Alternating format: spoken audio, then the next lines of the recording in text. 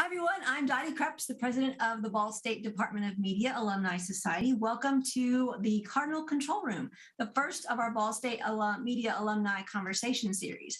Tonight, our conversation is going to center around how things in the industry have changed and what alumni have had to do to adapt over the past couple of years because of the COVID-19 pandemic, and what long-term or perhaps lasting effects this might have on the media industry.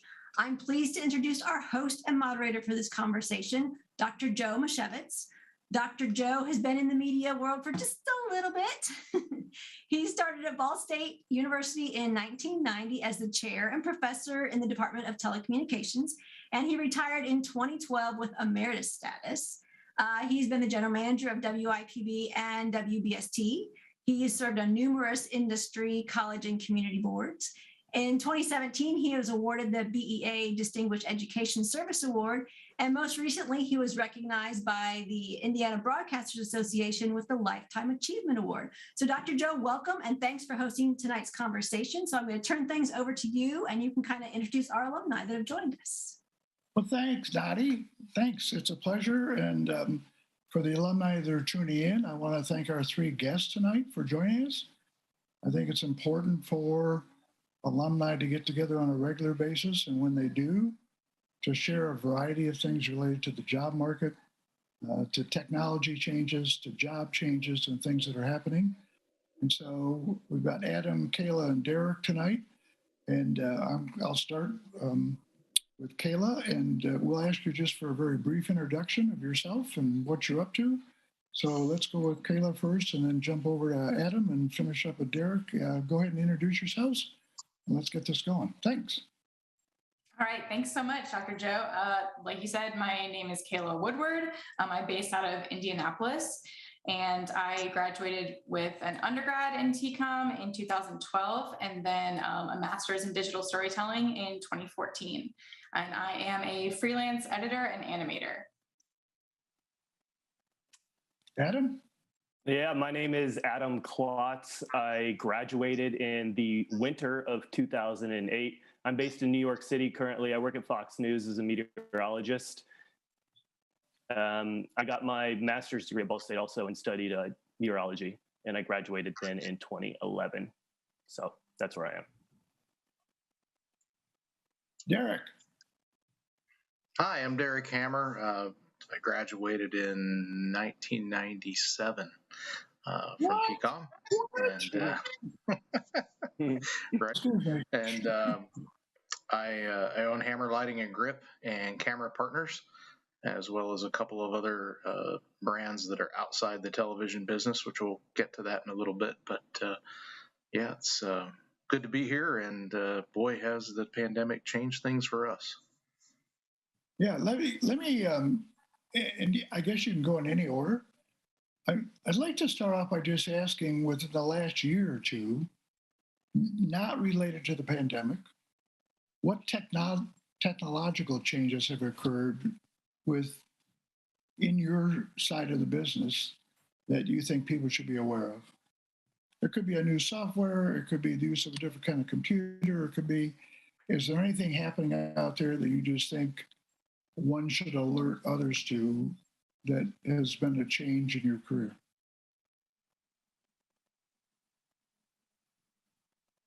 I would say for us, in the the lighting side of the industry is kind of on the tail end of a really big change, a big hump of LED technology really started penetrating the television lighting business, I would say, close to 10 years ago now, but it's 5 years ago, it really hit a breakneck pace, and we've seen that slow down. I think the pandemic kind of helped that, and I say helped because I think a lot of the manufacturers realized that,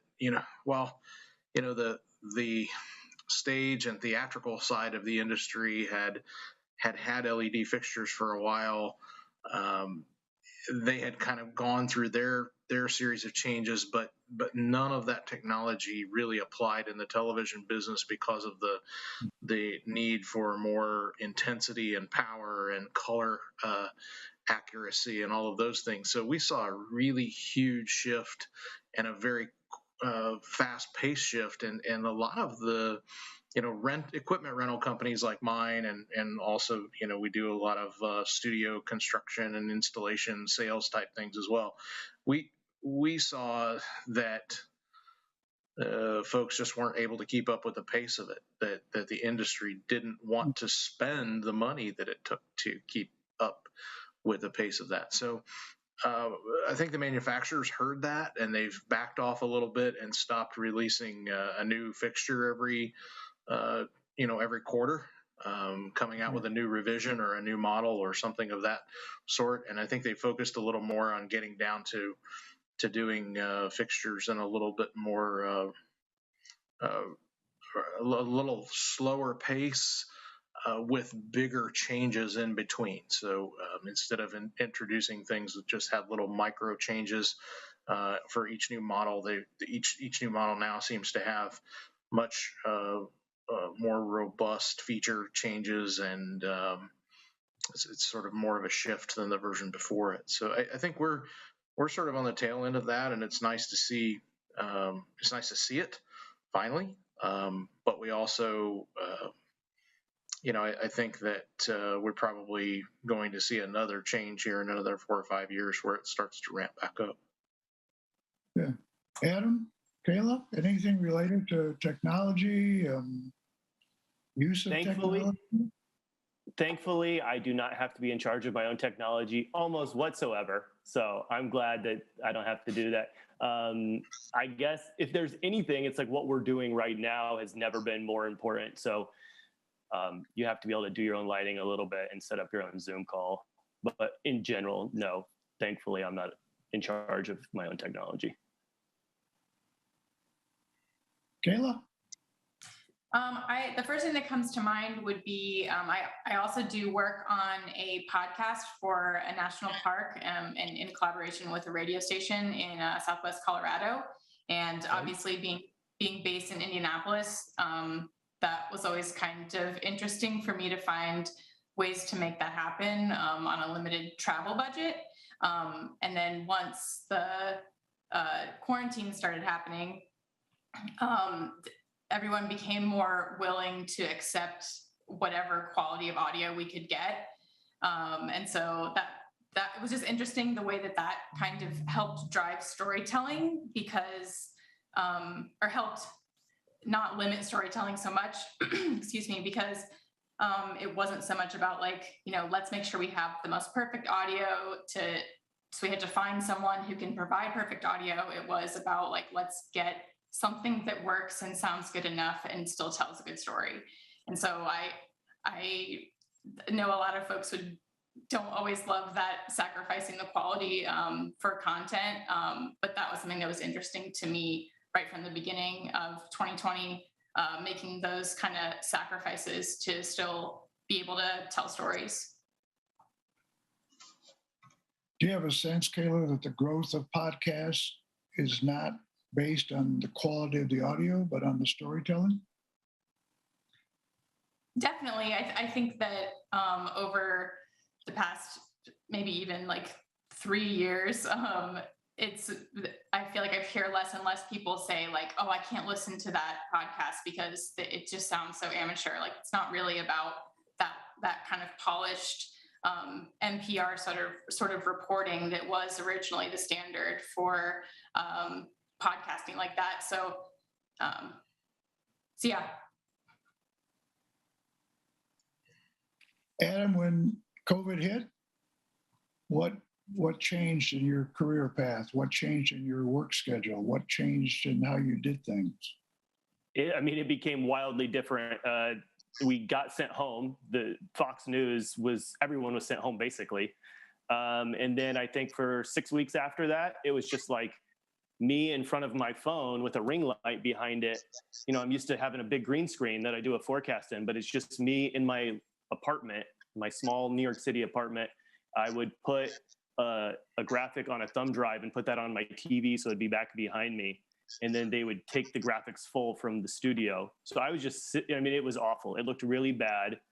And then after about 6 weeks, they came and they being work, came and they hung a green screen on my wall and set up a full camera and gave me a hot spot so that we had enough bandwidth to do it.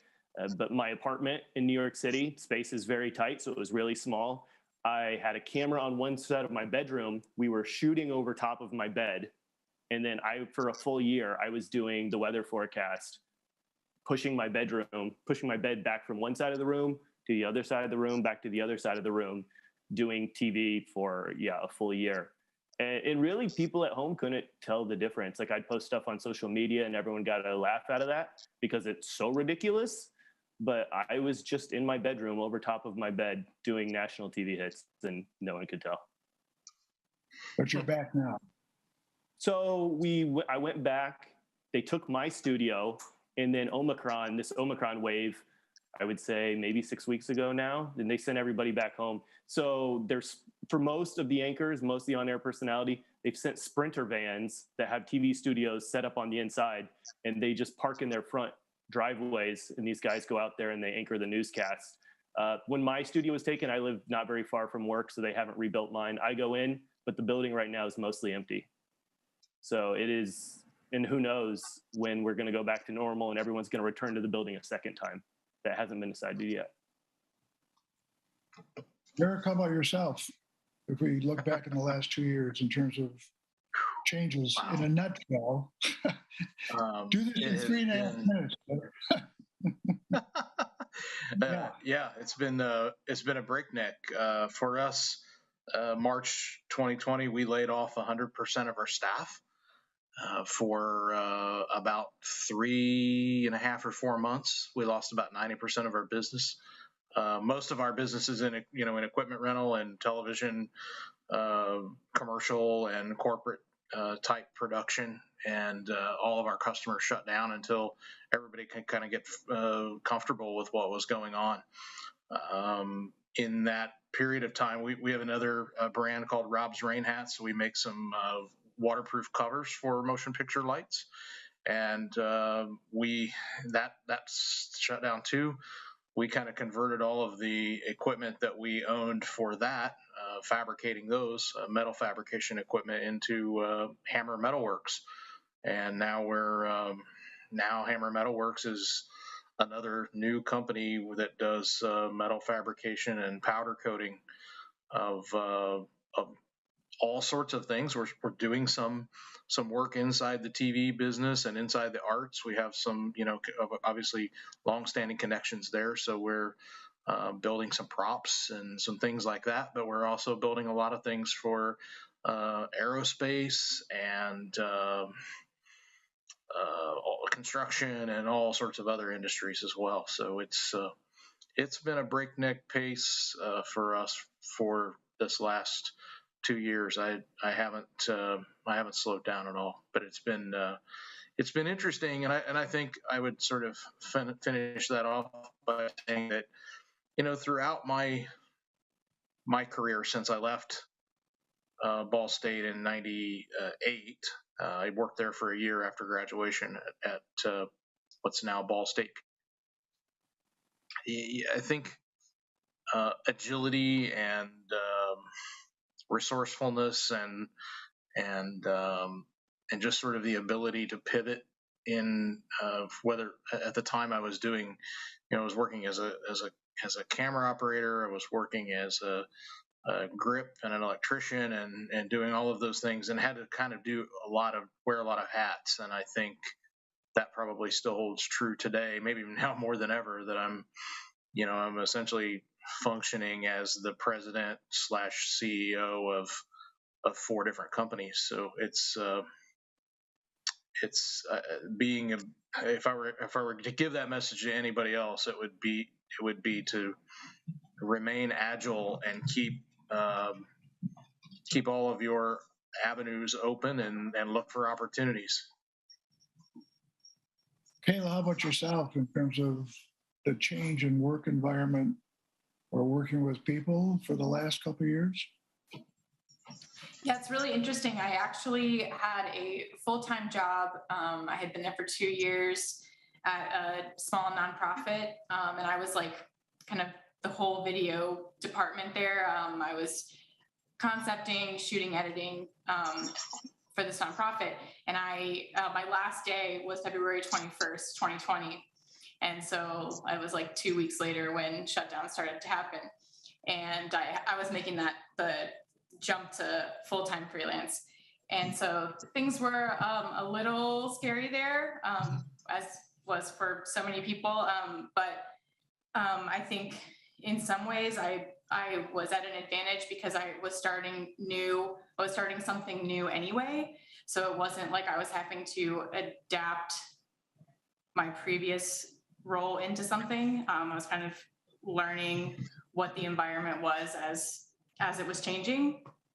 And the biggest benefit I feel like I had when I think back to my time at Ball State was the amount of alumni that are still in Indianapolis or still in the Midwest. And so it was not too difficult. I guess I feel like post-production work came back before a lot of production work came back. And so since that's what I was doing, I was able to kind of jump in and be available for things. And since I still am in touch with a lot of Ball State alums in Indianapolis, I was really grateful for that. And then also, I mean, just like the mental foundation of having a lot of folks I could lean on and kind of work through that experience that were in my field and still close by, even though we didn't really get together, but we could still, we knew what the environment was within the Midwest or within Indy together. And so it's really funny just looking back at the past 2 years, since that date is coming up again really soon of when my freelance anniversary is. And so just thinking how much has changed in the last 2 years is really interesting. And I think even like what Derek was saying about staying agile, I had spent so much time in previous full-time roles and then also at Ball State having to wear so many hats. I feel like that ability to be agile was something I've had in me since being at Ball State. And so that was definitely something that helped me navigate what the freelance world was even going to look like as I figured it out, as the world figured it out. So I'm still, it's picked up pretty heavily for me. My work's picked up a lot since like the summer of 2020. And I'd say it really hasn't slowed down much, just because I think a lot of clients have learned that the limitations that still exist for production can kind of be compensated for with 2D animation, explainer type videos. And so that's equal. I feel like it's equal parts me editing stuff that's actually been shot or creating stuff 2D animation wise to tell stories. And is it somewhat safe to say for the three of you, maybe not quite for Derek, that there's no need for any kind of away from home office of any kind? Because it's changed enough to just say, we're cozy at home.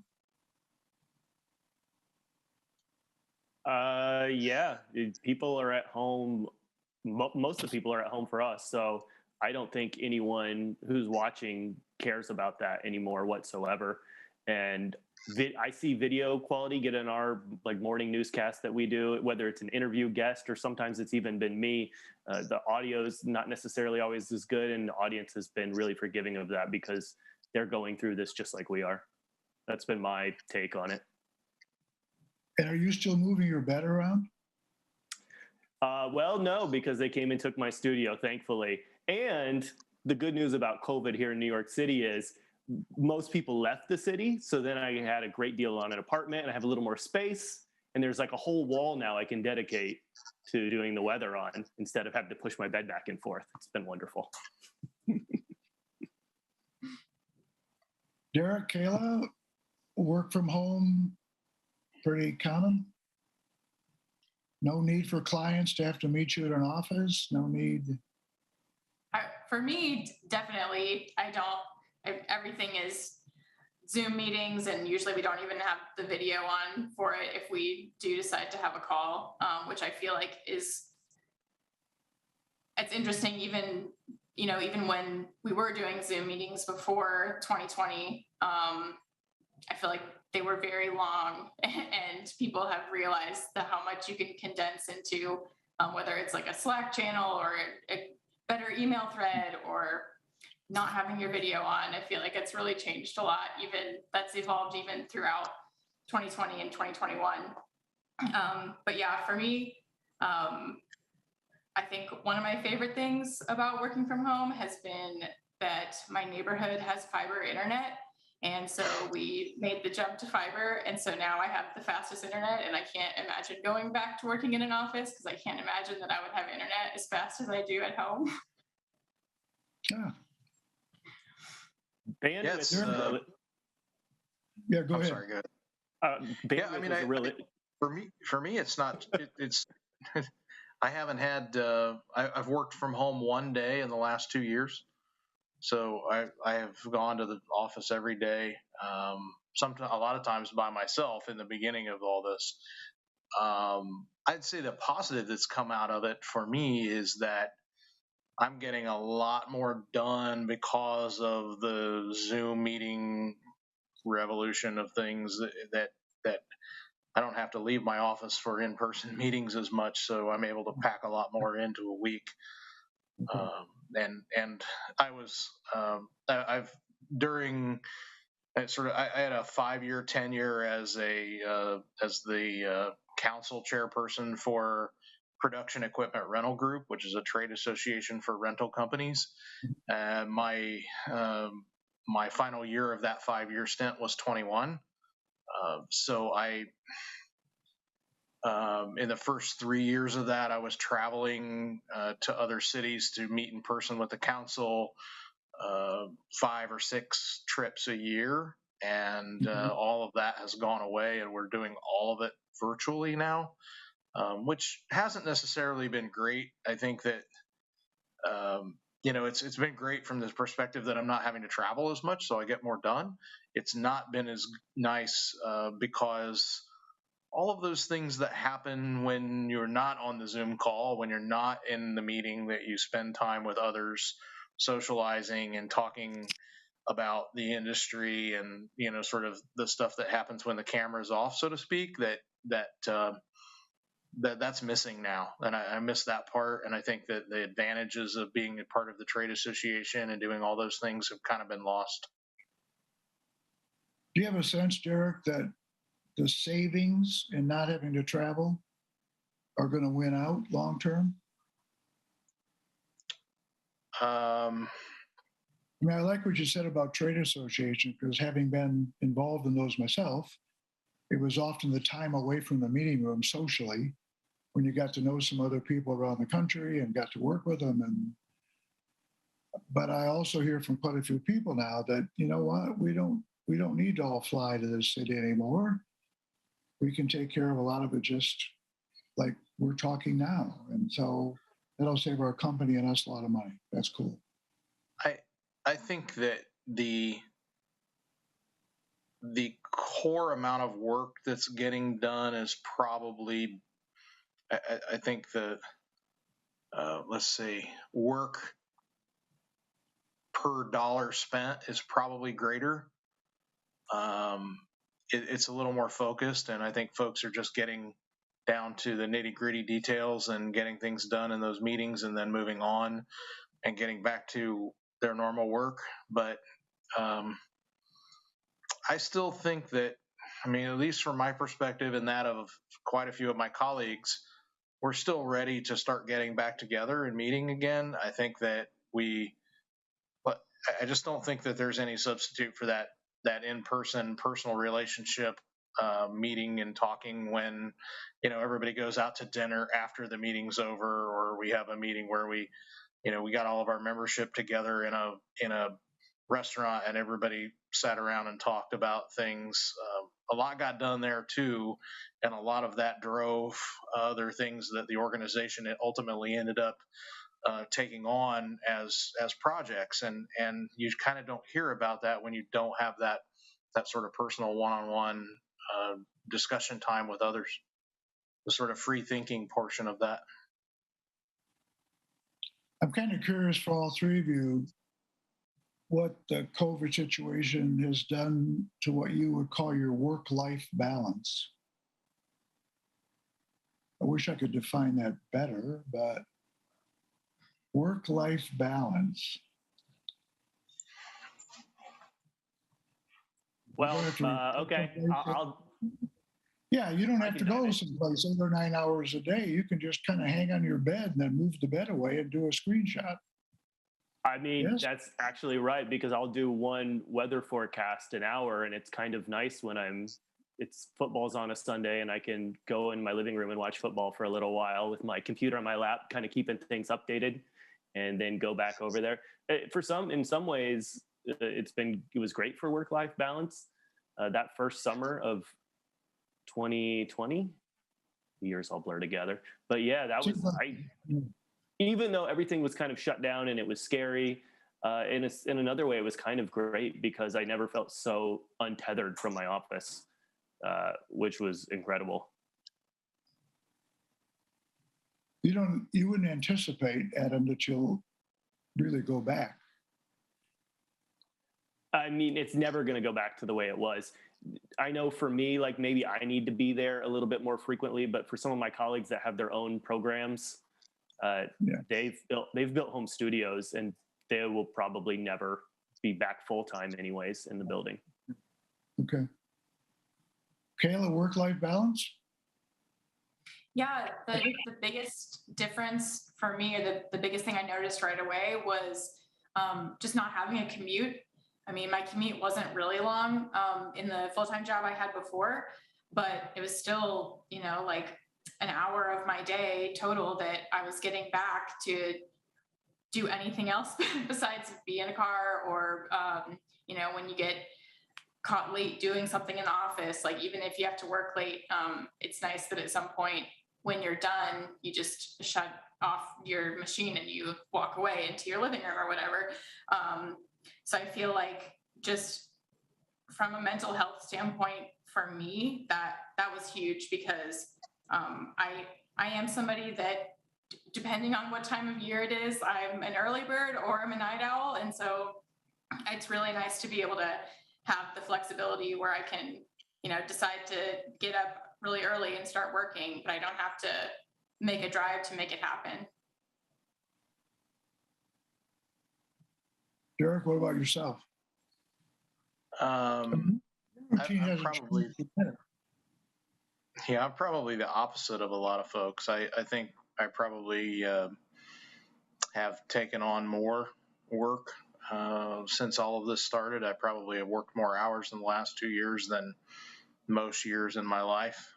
And in addition, my wife started working for the companies and is helping run things that she wasn't doing before. So now a lot of our after work hours are spent talking about work. So it's not necessarily helped our work-life balance a whole lot, but it's not been bad. I mean, we've been really lucky and have come out of it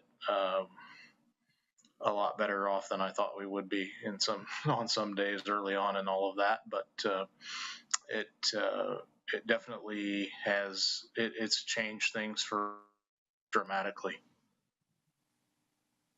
And I'm curious to know from the three of you, I'm trying to think of the word camaraderie, teamwork, getting together with the team to put out a product. And yet, for the most part, most of you are doing all that just like we're doing it now on a screen. Does that impact you personally, bother what you think is the team, or is it just now being considered the new normal and way to do things? I know I personally miss it. We would go out sometimes, like some of the other on-air talent, and after a shift, we would go get drinks or go get dinner, and over the last 2 years, some of them have left, and I never saw them again. They've moved on in their careers, and it's been strange because I felt, at least at times, fairly close to some of these people, and I still miss it. I go back into the office now, but it's not quite the same as it was. It's still easy to do the job, but it's fun to have those relationships with some people at work, and it's definitely not as frequent. And some of these people are still spread out all over the country. Like, even though I'm still in New York City and our office is in New York, not everyone even lives close by anymore. So I don't see a lot of people. Yeah. Sorry. Yeah, I think, poor Kayla. I think this is the most I talk. I don't even do Zoom calls. This is the most I talk to anybody all day. This without getting too philosophical, I think humans are social animals, and I think that we need that social interaction. And like I've said before, this affected me in a lot of different ways than it did a lot of other people and my companies. And so, we've been back in person and working in the warehouse and the shop and doing all the things that we have had to do since June of 2020. So that from that aspect, there's at least our core group that works in the warehouse has been back together. I think that the other social things that are outside of that, I definitely I'm ready for those things to get back together. The things like trade association meetings and especially trade shows. That's one thing that we Rob's Rain Hats is still a developing brand, and we're starting to get quite a bit of traction globally. So that's something that we're starting to look at, like, how are we going to handle global travel? We now have half a dozen dealers in Europe, and we're going to at some point need to go see them and go do European trade shows. And how is that all going to work out? There's a lot of open-ended stuff there to be worked out, but I'm looking forward to it. I think I'm ready for us to get back to doing those things in person. And Kayla, you're quite cozy without having to check into an office, and your clients are fine working with you directly like this. Yeah, something that's kind of funny is, so my husband and I work together as Woodward Visuals, and he's on the production end. So he's kind of been experiencing more of what Derek's been talking about with the pause in production, and then things slowly picking up, and not really being able to do work from home because you have to be on set to do that kind of work. And so he and I are kind of complete opposites in terms of, like, he's very extroverted, I'm very introverted. So kind of working through the past 2 years together has really helped, I think, both of us gain some insight about the experience on kind of either end of the spectrum for people. But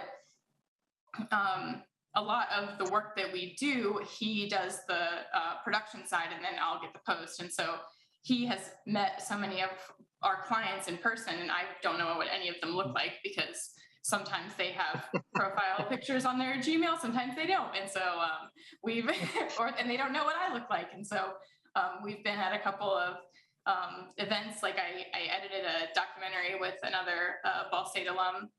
I had a premiere a couple weeks ago, and a bunch of folks showed up, and none of them realized who I was, and I didn't know who they were. And then, like, the next week, they were all messaging me like, "Oh, I saw you last week, but I didn't know that was you." And so that's kind of been interesting and definitely unique since I got my freelance start right at the beginning of 2020. But yeah, it's definitely taken a little extra effort to experience that camaraderie. And I feel like in 2021, it was,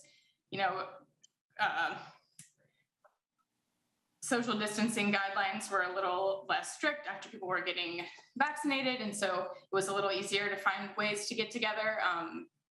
But it was really interesting in 2020, finding ways to, whether it was like a Zoom happy hour I did with one set of clients I had in late 2020, it was every Friday, we would just like stop all of our work and jump on a Zoom from like 4:30 to 6 or so, and just like talk about the work week if we wanted, or talk about whatever. And so that was one way I know that at least one group of, it was also a group of Ball State alums that are in Indianapolis. And that was just interesting kind of seeing those familiar ways that production type people experience, getting together offset, kind of adapting into a virtual world. Yeah. As we sort of get ready to wrap up, I'm waiting for Dottie to let me know that, but I'd be curious to know if each of you could just make mention of an experience or two during your days at Ball State that you think really helped, either career-wise or in some way, shape, or form helped where you are now located and helped to deal with that issue. Could have been a class, it could have been a project you worked on, it could have been teamwork that you did as a Ball State group. Just kind of curious. If you can survive TCOM, you can survive a global pandemic, right? Wow.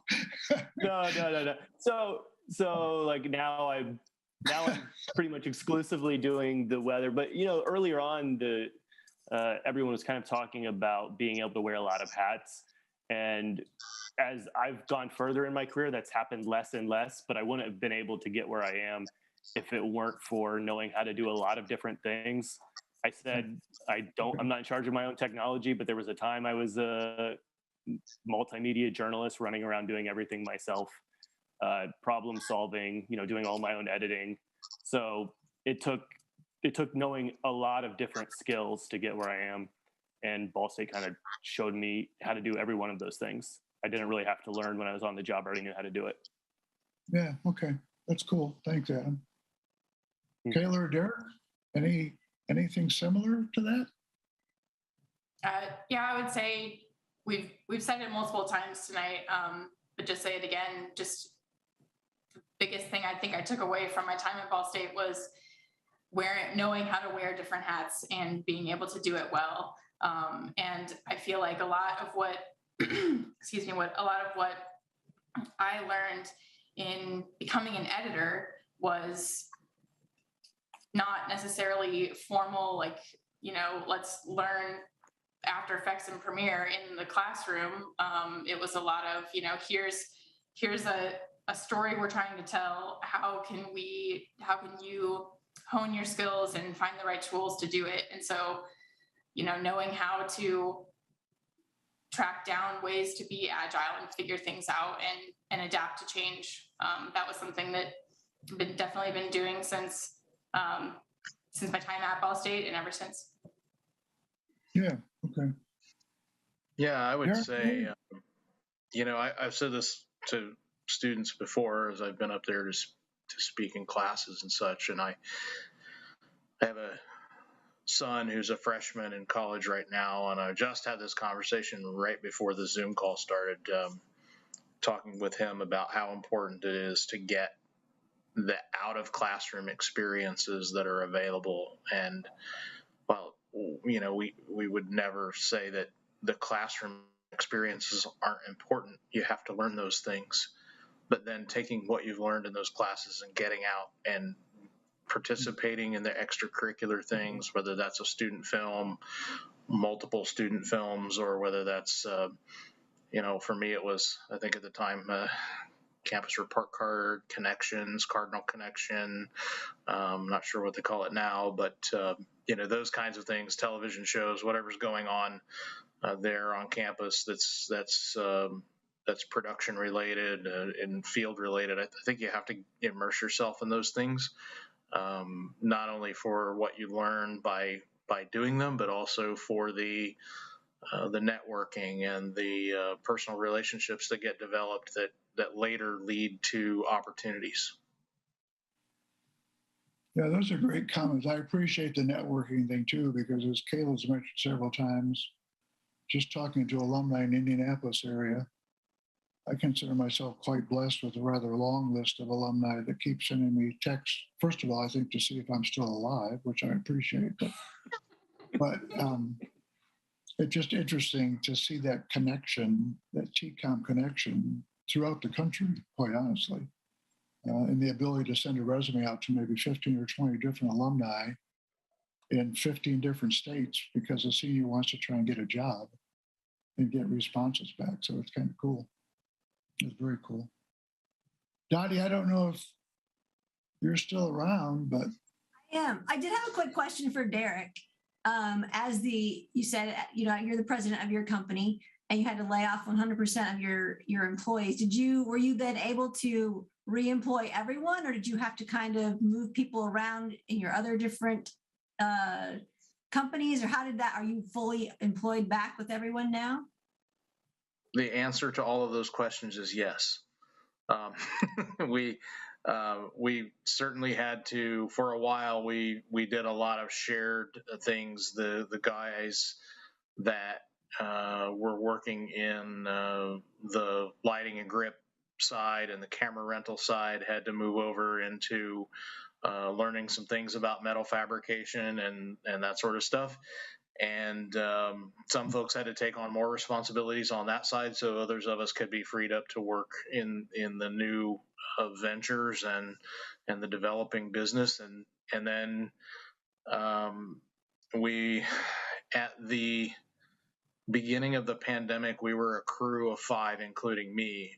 Now we're at 12, including me. So we've grown significantly in all of that, and expect that probably before the end of the year we'll be a crew of 15. So we'll have triple the number of employees that we had 2 years ago. So it's brought on a whole new set of fun and interesting problems, space and parking and benefits and all of those things that go along with owning a company that are completely unrelated to television production.